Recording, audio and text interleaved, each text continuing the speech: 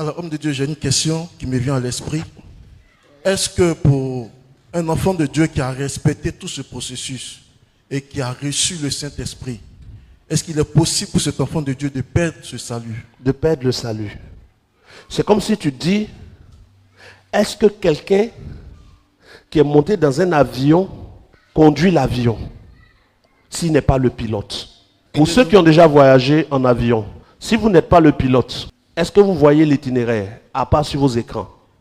Non. Ça dépend de la compagnie. Il y a des compagnies où tu vois, Oui.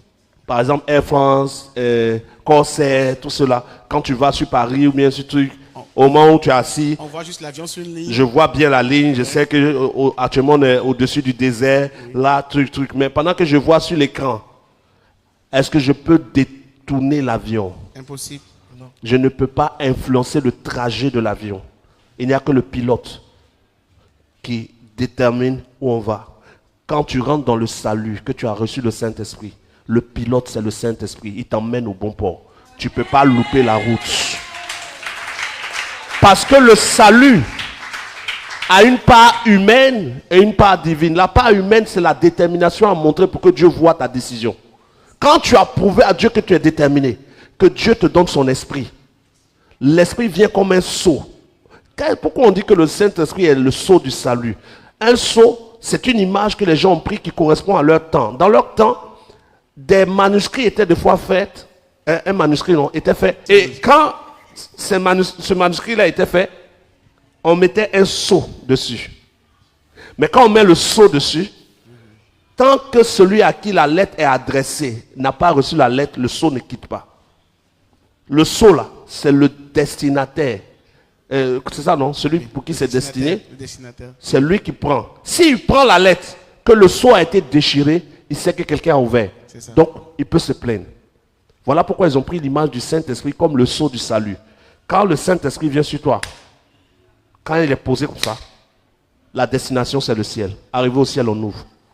Waouh. Très belle image. Très belle image. Ça fait que celui qui est sauvé ne peut pas perdre son salut si son salut est le vrai salut. Et même si cette détermination-là commence à flancher, commence par rapport aux situations et tout ça. Quand tu regardes, jamais Jésus n'a dit « sauvez-vous ». C'est Dieu qui nous sauve. Mais pour que Dieu nous introduise dans son plan de salut, nous devons prouver notre détermination par la repentance et les actes de repentance. Quand j'ai prouvé ma repentance, je me suis repenti et que Dieu voit les actes que je pose qui prouvent que je suis violent pour être sauvé. Il me donne son esprit pour m'aider dans ma marche. Et maintenant qu'il m'a donné son esprit, c'est là que le mot grâce prend effet. Sauvé par grâce. Ça veut dire que l'esprit va me donner maintenant le moyen d'être sauvé par grâce. Parce que quel que soit ce qui va arriver, l'esprit que j'ai reçu est l'esprit du ciel qui va veiller à ce que je ne perde pas mon salut. Est-ce que vous êtes en train de dire de façon indirecte, homme de Dieu, que celui qui a prouvé, qui a fait ses preuves, ne peut plus être éprouvé? Il va être éprouvé sur d'autres choses. Tu as reçu le Saint-Esprit. Ok, tu as prouvé que tu n'es plus voleur. Tu n'es plus menteur. Maintenant, on te dit, tu es dans un baka, on te dit non. Lève-toi dans le baka et dis à tous que le salaire du péché, en griffe, c'est la mort. Et puis tu dis, apprenti, je descends. C'est passé ici dedans, on m'a dit ça. Si je suis descendu, qui va me dire de parler encore? Il y a d'autres domaines où Dieu va t'éprouver pour déterminer le type d'onction que tu vas recevoir. Wow. Parce que quand tu es sauvé, tu dois servir Dieu.